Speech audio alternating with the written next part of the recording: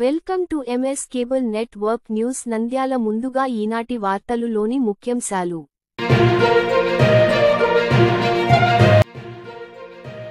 నంద్యాల వైఎస్ఆర్ నగర్లో రెచ్చిపోతున్న దొంగలు.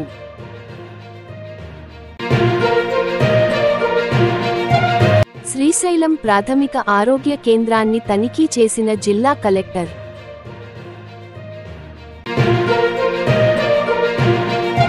SC ST, BC మైనార్టీల అభ్యున్నతి కోసమే చరితమ్మ, వెంకట్ రెడ్డి గారు పని చేస్తున్నారు. డోన్లో మాజీ సీఎం వైఎస్ జగన్మోహన్ రెడ్డికి జనం జేజేలు.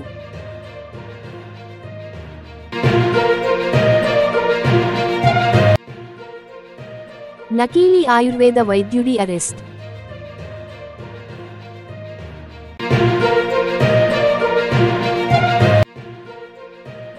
గోవిందపల్లె వద్ద నిద్రమత్తులో కరెంటు స్తంభాన్ని కొన్న ట్రక్.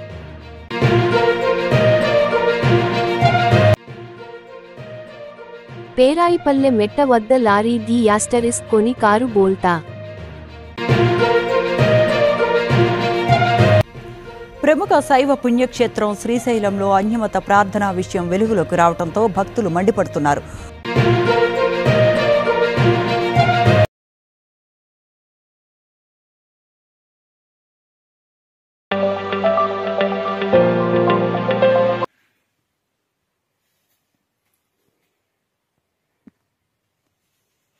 బాక్సుతో సహా మొత్తం తీసుకుపోయినారు.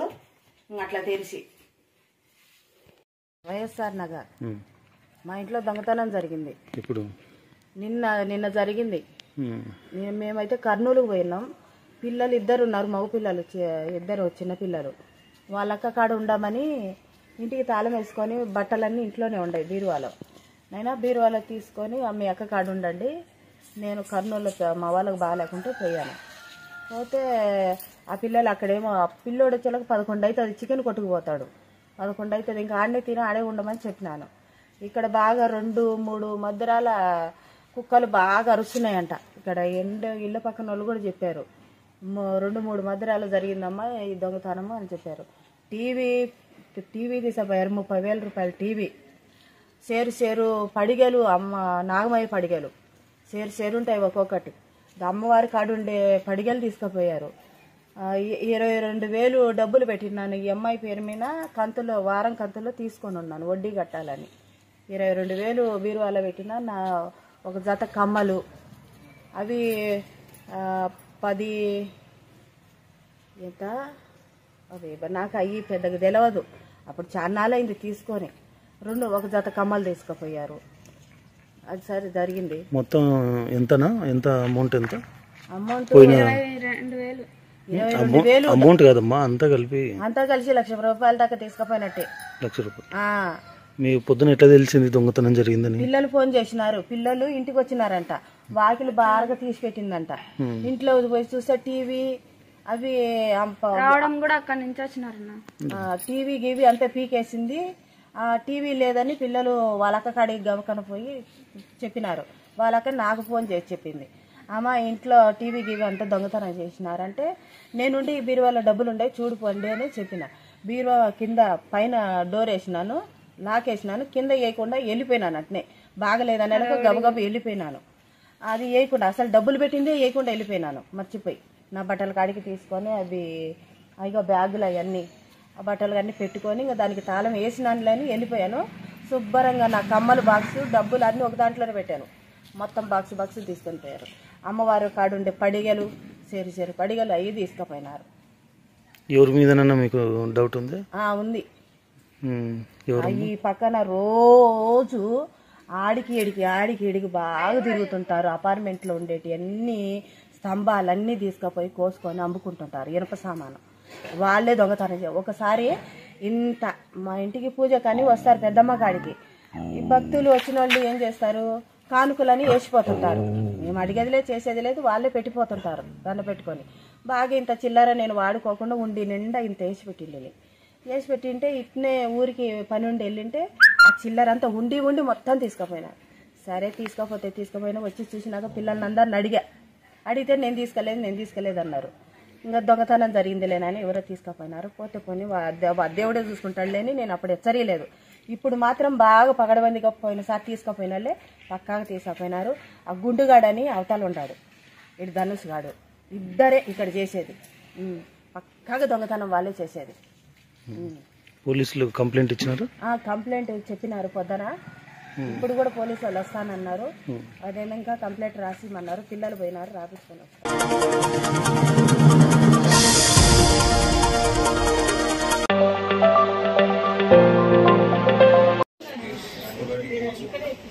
ప్రాబ్లం ఏంటంటే హైజీన్ ఇష్యూస్, శానిటేషన్, వాటర్ సప్లైలో ఏమైనా కంటామినేషన్, వాటర్ కాచి దోమలు ఎక్కువ ఉన్నాయి మేడం. ఇక్కడ అసలు పట్టించుకోవడం లేదు. ఇంత మధ్యన అయితే అది బ్లీచింగ్ పౌడర్ అయినా ఏదైనా అసలు ఏం పట్టించుకోవడం లేదు.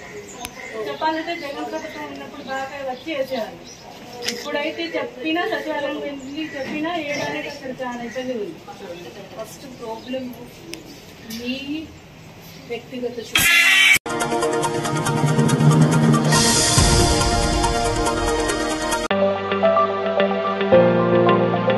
మోహన్ రెడ్డి గారిని స్మరించుకుంటున్నాము.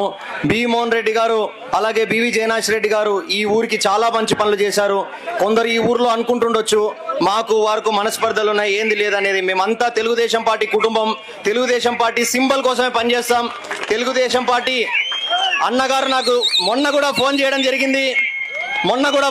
జరిగింది. నేను ఢిల్లీలో అనివార్య కారణాల వల్ల రావట్లేదు, చాలా సంతోషం, మంచి అభ్యర్థిని ఎంపిక చేశారు. ఈ రోజు రైతులకు కానీ మంచిగా రుణాలు చేసి మన ఇక్కడున్న వ్యవసాయ ప్రాథమిక సంఘానికి ఇంకా మంచి రుణాలు కల్పించి రమణ గారు, నాగరాజు గారు, అలాగే మన మురళీ గారు వాళ్ళకి ఎంపిక చేసిన ఈ కమిటీలు ఇంకా మన ఉలిందకొండనే జిల్లాలో టాప్ పొజిషన్ లో ఉండేలా ప్రయత్నం చేస్తాము. దానికి మా సహాయ సహకారాలు ఉంటాయి. ఇంకా ఎక్కడైనా వేరే దగ్గర కూడా క్రెడిట్ సొసైటీ ఢిల్లీ లెవెల్లో కూడా మన ఉలిందకొండని అటాచ్ చేసి మినిస్ట్రీ ఆఫ్ కోఆపరేషన్ కింద కూడా ఎక్కువ రుణాలు మన రైతులకు వచ్చేలాగా చేస్తాము. మీ అందరికీ తెలుసు, నిన్ననే మనది ఎంతో మంది అంటున్నారు పరిశ్రమలు వస్తా ఉన్నాయి, రైతుల పరిస్థితి ఏంది అని. పరిశ్రమలతో పాటు 2 పరిశ్రమలు కానీ అలాగే వ్యవసాయదారుల కోసం మన రాష్ట్రంలో రైతు జనాభానే ఎక్కువ కాబట్టి రైతులను ఏ రోజు విస్మరించే సమస్య లేదు.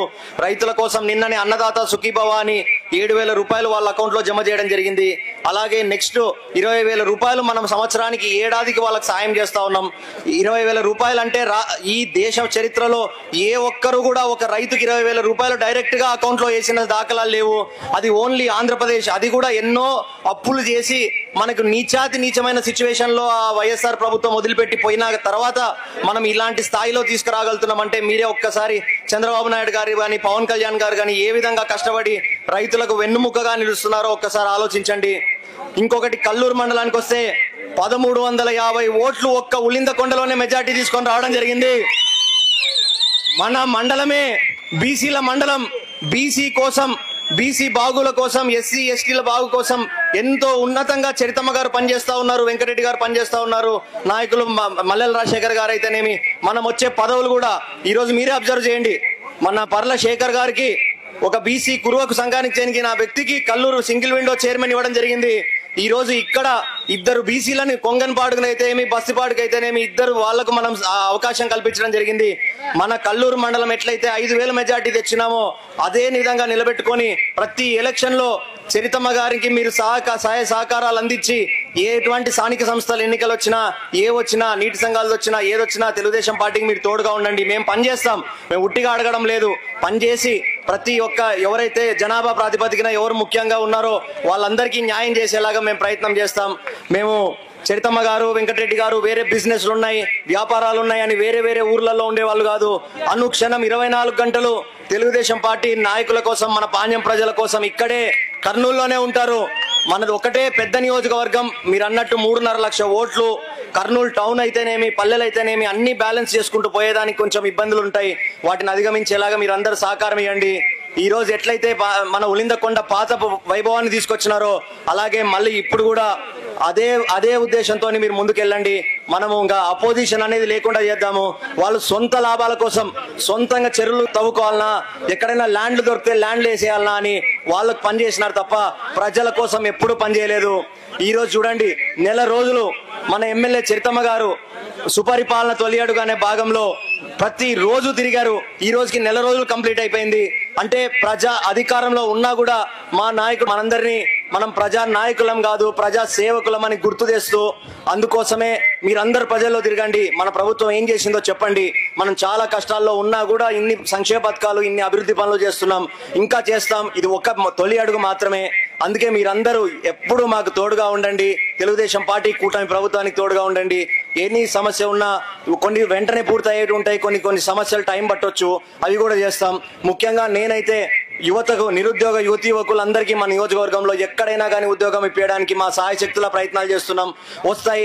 తల్లిదండ్రులు కూడా ఎలక్షన్లప్పుడు అందరూ కూడా పిల్లల్ని చూసుకోండి, మేము ఎలాగో డెవలప్ అయ్యామో మాకేదో ఒకటి ప్రభుత్వం చేస్తుంది, మా పిల్లల్ని చూసుకుంటే వాళ్ళు సెట్ అయితే మేము బాగుంటాం అన్నది మాకు ఇంకా క్లియర్ గా గుర్తుంది. అలాగే అదే మా ఉద్దేశం కూడా, మేము దాని ప్రకారంగానే ముందుకు పోతున్నాం. మరొకసారి పెద్దలు, ఇంకొకటి చరిత్ర ఉంది. నేను ఎలక్షన్లకు వచ్చినప్పుడే చెప్పిన ఉలిందకొండ గ్రామం గురించి. ఉలిందకొండ గ్రామం నుంచే తెలుగుదేశం పార్టీ అనేది ఒకటి పెట్టాలనేది నిర్ణయించడం జరిగింది. అది మన బివి మోహన్ రెడ్డి గారు ఆ రోజు ఆయనకున్న ఎన్టీ రామారావుతో ఉన్న సన్నిహితంతో ఆయన చెప్పడం, ఆయన చెప్పినట్లే డేట్ ప్రకారంగా చేస్తే ఈ రోజు ఒక్క రాష్ట్రాలే కాదు, దేశ ప్రపంచంలోనే మన పార్టీ ఇంత పెద్ద కీర్తి తెచ్చుకుంది. దానికి పునాది ఉలిందకొండలోనే పడింది.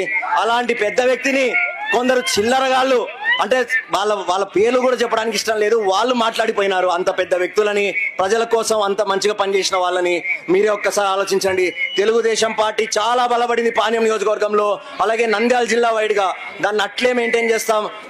మా మిత్రులు, జనసేన మిత్రుల్ని, బీజేపీ మిత్రుల్ని కలుపుకొని ముందుకు పోతాం. మీ అందరి సహకారం కావాలి.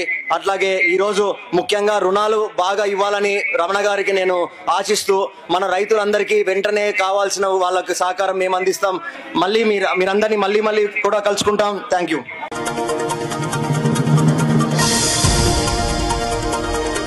నిద్రమత్తులో కరెంటు స్తంభాన్ని ఢీకొన్న ట్రక్ గోవిందపల్లి సమీపంలోని గణేష్ గోడౌన్ దగ్గర మహారాష్ట్ర నుండి వస్తున్న అశోక్ లేలాండ్ ట్రక్ అదుపు తప్పి కరెంటు స్తంభాన్ని బలంగా ఢీకొనింది. ఈ ప్రమాదంలో 2 వ్యక్తులకు స్వల్ప గాయాలయ్యాయి. దయచేసి ప్రయాణం చేసేవారు నిద్ర వస్తే కాస్త రెస్ట్ తీసుకుని ప్రయాణాలు చేయాలని కోరుకుంటున్నాం.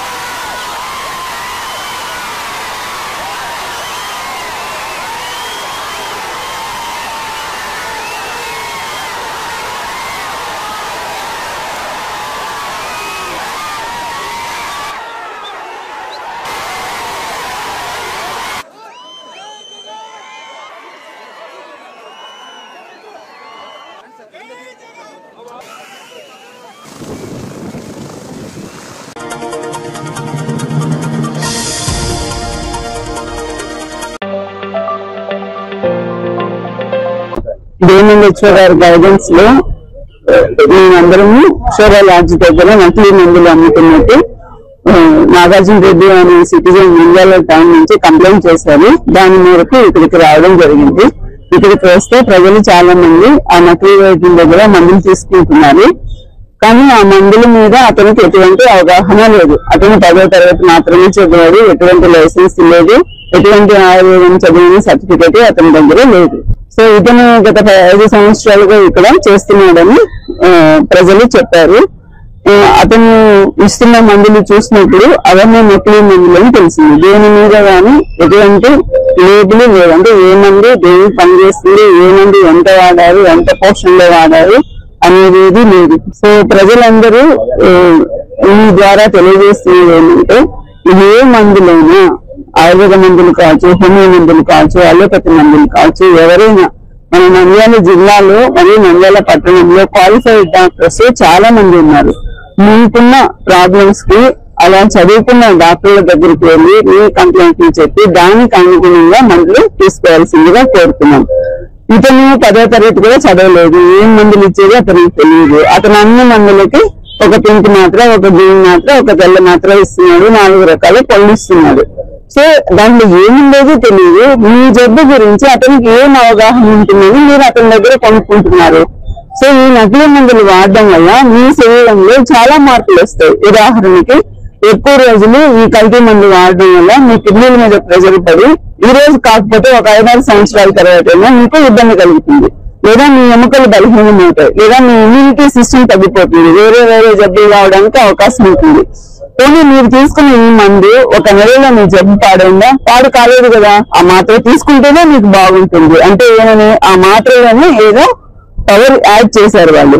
ఆ పవర్ మీ శరీరానికి దుష్పరిణామాలను కలిగించేది, అది లాంగ్ రన్ లో మీకు ఇబ్బంది కలిగించేది. సో ప్రజలందరూ దయచేసి మీ జబ్బులకు తగినంటే దీంట్లో ఇతను చెప్పడము మోకాల నొప్పులు, నడుము నొప్పులు వీళ్ళే ఎక్కువ వస్తున్నారని అతను చెప్తున్నాడు.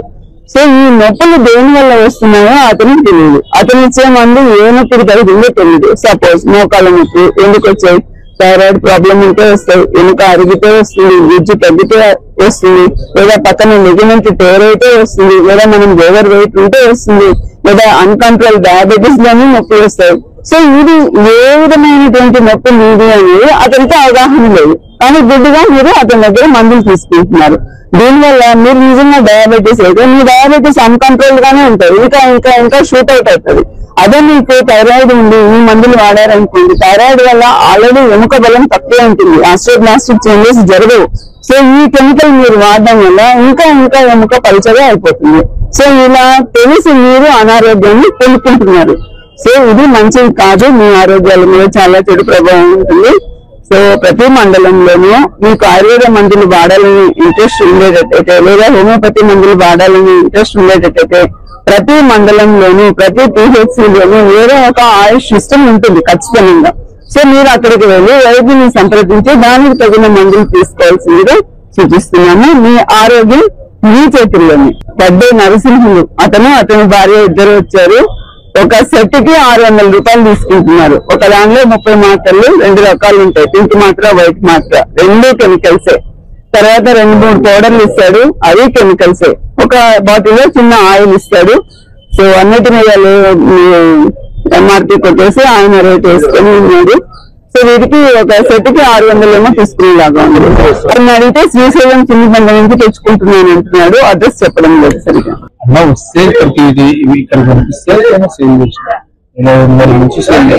ఎంత ఉంటాను తప్పే, నాకు సర్టిఫికేట్ లేదు, ఏం లేదు, తప్పే చేస్తుండేది, ఏది లేదు. ఇప్పుడు నేను జీతం కోసం వర్క్ చేస్తున్నా, మ్యానుఫ్యాక్చర్ కాదు, ఏం కాదు, జీతం వర్క్. ఇప్పుడు నువ్వు నీవి మెడిసిన్ అనుకో, ఏదైనా ఈ జీతం ఇది ఇస్తామంటే చేస్తున్నాం. ప్రాణాలతో ఎప్పుడు చెలగాటం ఆడలేదు సార్. చేసింది తప్పే. ఇప్పుడు జీతం ఇస్తున్నారు.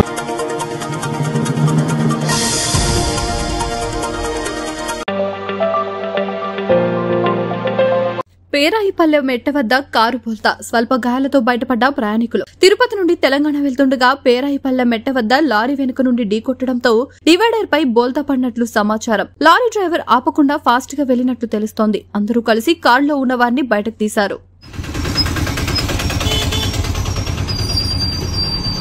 లోపల ఎవరైనా ఉన్నారా? ఏం చెప్పారా పడి ఆపరే. అల్లగడ్డ రోడ్లో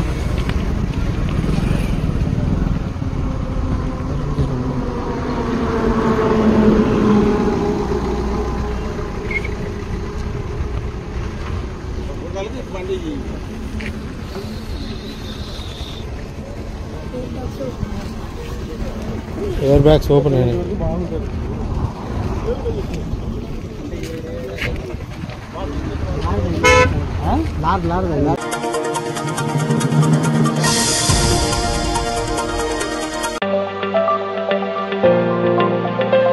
అభివృద్ధి దశలోకి తీసుకురమ్మని ప్రార్థిస్తున్నాం. ఇక్కడ చేరిన కృతజ్ఞ బిడ్డను పేరు పేరు వంతున ఆశీర్వదించండి. యేసయ్య పరిశుద్ధ నామమున ప్రార్థన చేసి వేడుకుంటున్నాను పరమ తండ్రి.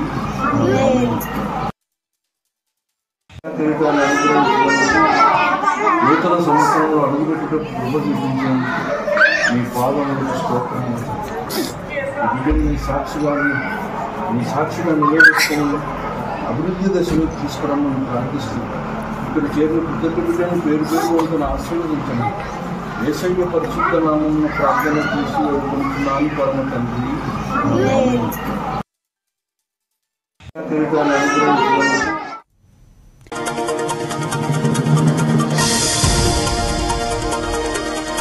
వార్తలు ముగించే ముందు మరోసారి ముఖ్యాంశాలు.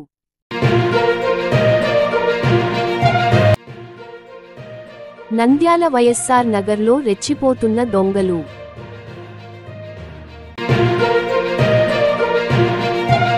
శ్రీశైలం ప్రాథమిక ఆరోగ్య కేంద్రాన్ని తనిఖీ చేసిన జిల్లా కలెక్టర్.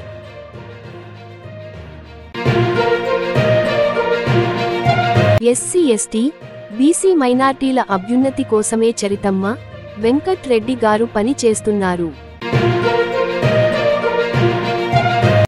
డోన్లో మాజీ సీఎం వైఎస్ జగన్మోహన్ రెడ్డికి జనం జేజేలు.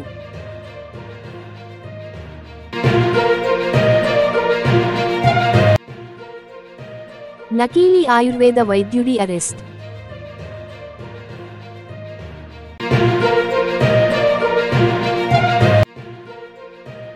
గోవిందపల్లె వద్ద నిద్రమత్తులో కరెంటు స్తంభాన్ని కొన్న ట్రక్.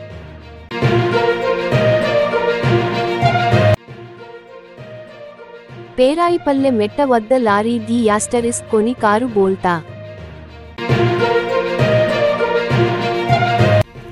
ప్రముఖ శైవ పుణ్యక్షేత్రం శ్రీశైలంలో అన్యమత ప్రార్థనా విషయం వెలుగులోకి రావడంతో భక్తులు మండిపడుతున్నారు.